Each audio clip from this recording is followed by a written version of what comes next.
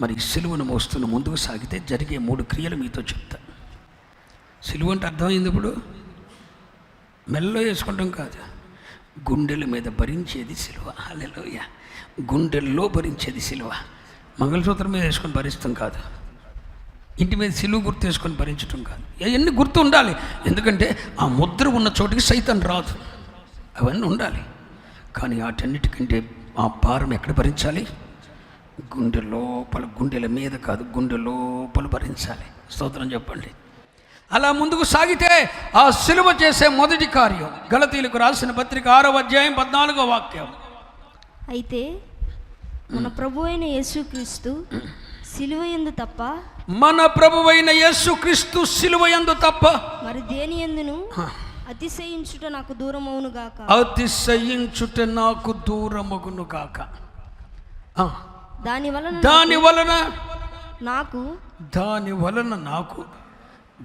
వలన అన్న చోట సిలువ వలన అని చదువు. సిలువ వలన నాకు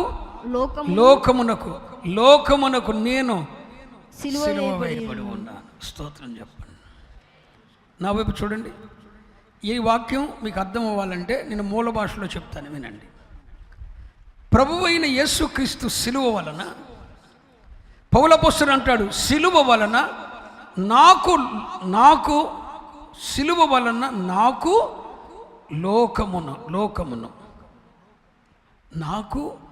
లోకమునకు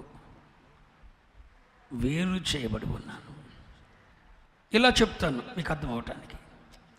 సిలువ నన్ను లోకము నుండి, లోకము నా నుండి వేరుపరిచింది. ఆమెను చెప్పరే, ఇది దాని అర్థం. మీకు అర్థమైందా?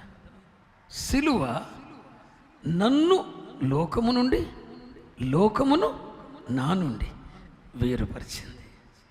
అది గలతీ పత్రిక 6వ అధ్యాయం 14వ వచ్చిన భావం ఏంటంటే, సిలువ చేసే పని ఏంటో తెలుసా? నిన్ను లోకము నుండి, లోకమును నీ నుండి వేరుపరిచేది సిలువ.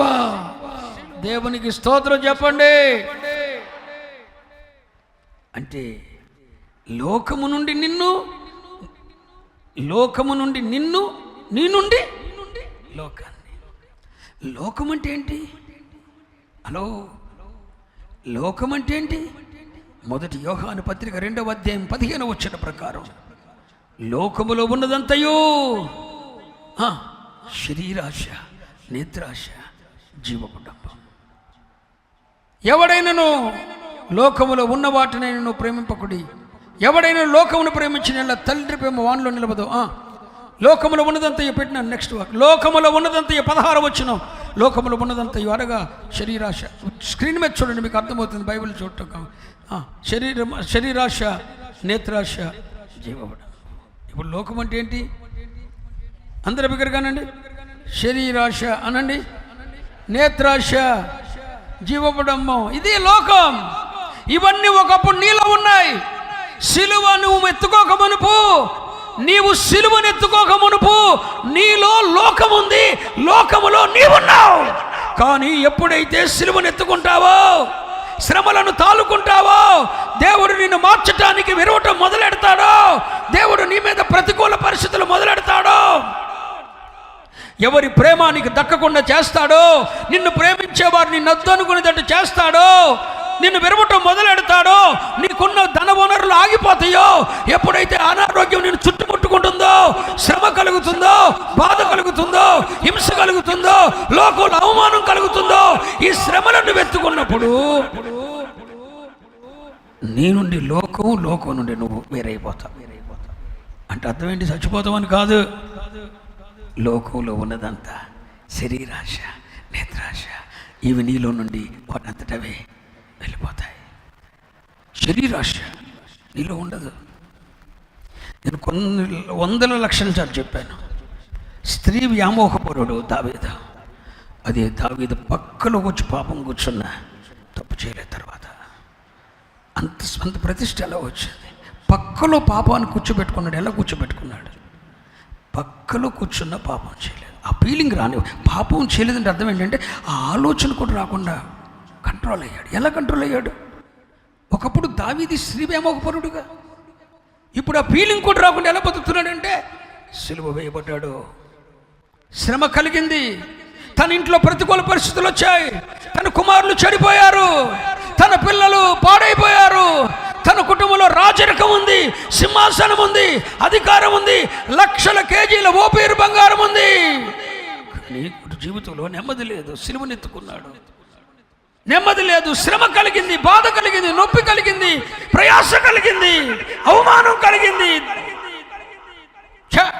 ఏంట్రా దావీదు ఎలాంటి కుటుంబం ఆడిది అని అందరితో అనిపించేటట్టు చేశాడు దేవుడు. అప్పుడు అవమానాన్ని, నిందను గుండెల్లో భరించాడు.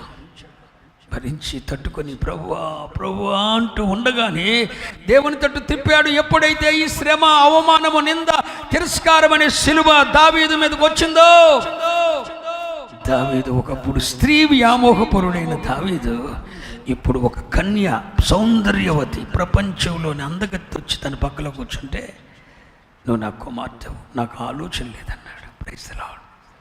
అంత మార్పు ఎలా వచ్చింది? సిలువ వలన. అనండి రే. దీనివల్ల నేత్రాశ ఉండదు, శరీరాశ ఉండదు, జీవపుటంబం ఉండదు. జీవపుటంబం అంటే ఏంటి? నేను అన్న ఫీలింగ్ ఉండదు. అన్నీ చచ్చిపోతాయి. లోకం అంటే శరీరాశ, నేత్రాశ, జీవపుటంబం. వీటన్నిటిని మనలో నుండి తీసేసేది, వాటికి మనల్ని దూరంగా ఉంచేది, మనల్ని వాటి దగ్గరికి రానియకుండా చేసేది ఏంటంటే, చెప్పండి అనండి, సిల్లు. ఊరమ్మటేసి తిరుగుతారుగా, తలకు బింది నీళ్ళు పోయింది, సిగ్గులేని మా అంతా. నువ్వు ఎత్తుకో, వాళ్ళు ఎత్తుకుంటాం కదా. చక్కగా అట్ట మొక్కలు లాంటి సిలువే దేశదారులు. ఈ దవళ్ళు దవడ అది కాదురా బాబు, ఎత్తుకోమని సిలువ. ఆ సిలువ కాదురా నాయన, ఇది ఎత్తుకో. నింద, అవమానం, క్రీస్తు కొరకైన నింద, అవమానం, పేదరికం, శ్రమలు, కష్టాలు, రోగాలు ఎత్తుకొని పయనించి దేవుని కొరకు వీటన్నిటిని తాలుకొని ముందుకెళ్ళరా. అదిరా సిలువ అంటే. అర్థం కాదు. నాలుగు దగ్గరకు రా, చెప్తా. ఆ సిలువను ఎత్తుకున్నంత వరకు వెనక వాళ్ళు డబ్బులు కొట్ట, ఇల్లే మోస్తున్నట్టు ఏంటో ఏసై భారం అంత ఇల్లేమో. ఈ తరానికి ఇల్లు ఏసైలు, వెనకమాల ముందు బిందులతో నీళ్ళు పోయటం. సిగ్గులేని మంద, సిగ్గులేని శరం. మళ్ళీ వెనకమాల డొమ్మలు కొట్ట, కొవ్వొత్తులు ఎలిగియ్య. కటకటా యేసునాథ కల్వరిగిరి బా అట్ట ముక్కల బాధ. సిలువ చెక్కల పలసడ చెక్క చూసుకుంటారు వీళ్ళు. మళ్ళీ మాయమైనది మొయ్యలేరుగా. బీ కేర్ఫుల్, జాగ్రత్త చెప్తున్నా. దేవునికి మహిమ చెల్లును గాక. సిలువ వలన నేను లోకము నుండి, లోకము నా నుండి వేరుపరచబడ్డాం. దేవుడు మన మీదకి శ్రమలు ఎందుకు పంపిస్తారనుకున్నారు? మనల్ని నాశనం చేయటానికి కాదు. మనకు రోగాలు ఎందుకు వస్తాయి అనుకున్నారు? మన రోగంతో చంపేయటానికి కాదు. మనకు పేదరికం ఎందుకు వస్తుంది అనుకున్నారు?